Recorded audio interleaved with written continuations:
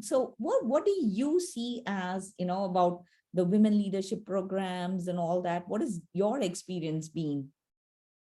I have two thoughts on that, right? Because I think it is really interesting. It's always, I think, nice to have conversations that are with other women who understand, right? Who are going through what you're going through, have experienced what you've experienced, or something similar, right? So there is value in that. But then there's also that preaching to the choir piece, right? Which doesn't feel as progressive, right? And doesn't feel like we are moving forward and that we're making all the change that we could make. I do kind of think it's interesting, though, that this year particularly, I find, particularly with women in leadership, and I don't even know if it's because, again, women are going out and creating their own opportunities, or because, again, the workplace isn't working for them. But there definitely seems to be the shift in this past year of women at the top pulling back, right? Whether it's women like the CEO of YouTube, the top 3 women at Facebook, the prime ministers, Finland and New Zealand, who are moving back, who are taking a step back, and often they're saying it's due to their families, right? Or that's a piece of it, and not wanting to give up that opportunity with to have that time with their family, or whether they're saying that they can't give as much to their job as that they have because of that, or because for themselves. And so I think that really says a lot, because it's been so dramatic in the past year in terms of all of these women who are stepping back. And what does that mean? And what is that saying? And, where is the responsibility? It can't all lay on all of these women, because it's been so pervasive. What does it say about, the work structure and our work lives right now, that so many women are feeling the need to step back from these amazing leadership positions that they've held for some of these women for, decades, right? Or at least a decade. So I think that's really fascinating. What do you think that says about leadership programs with these women stepping back? Yeah, no, I mean, we've all been reading a lot about it, right? And sometimes I feel in that sense, women have a disproportionate spotlight on some of these things, because there are so few of them who are in the spotlight to begin with. Anything that they do is under much more scrutiny. I remember writing about this, and there was a BBC article which talked about this. And I'm just saying it as a male CEO who's male rather, who decided to take a step back. And he said, I need more time with my kids because this is their growing up years and all. And BBC had covered it extensively, but in a positive light. Mm-hmm.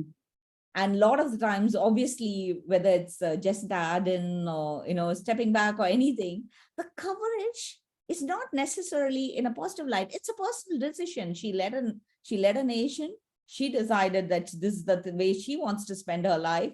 Yeah. She doesn't need to be the showcase piece for every other women that followed. And if we have a lot more women doing it anyways, then it's not, the onus and responsibility is not on just a few.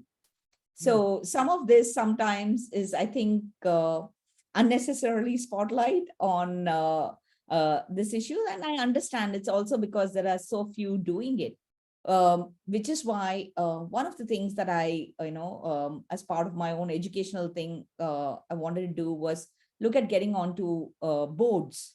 Yeah. And got onto a Women on Boards program. We just finished that program, and some of the things that came from it is also that whole, we talk a lot about this, but to see it in action, the whole diversity of thinking part of it, how questions are asked and decisions. And one of the recruiters shared about an example where in a board, after a merger of 2 companies, they were talking about rebranding and spending big bucks on the rebranding exercise and all that. And everybody was jumping into that conversation.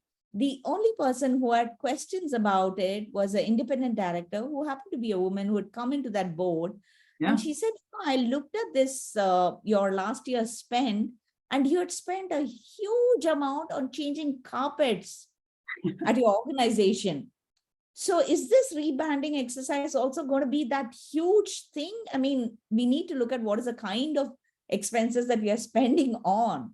Yeah. So somebody to ask those questions, I think it's important to take on that ownership and lead, and not leave it to a few people to do it. So we need to increase numbers everywhere. So like they say, the base is increased. So there are a lot more people. So the spotlight is not on one. I remember feeling really terrible when Theranos failed. It was almost as if, how can a woman not, run this?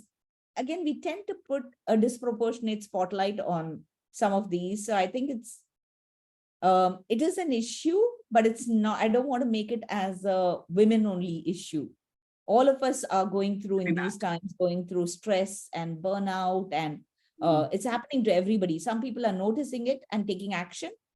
Some people are still drifting in that path for various reasons. It's not possible to, generalize this conversation.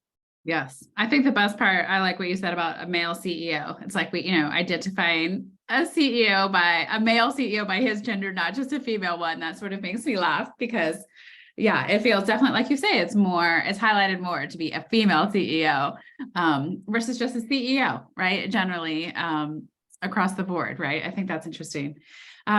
I do think it's interesting too, what it says about company culture and how important that is, even if you are at the top, right? And in theory, you might be in charge of the company culture, but how impactful that is, and how maybe you don't have full control over it as a CEO, because for sure, the most important factor for employee satisfaction is around that retention.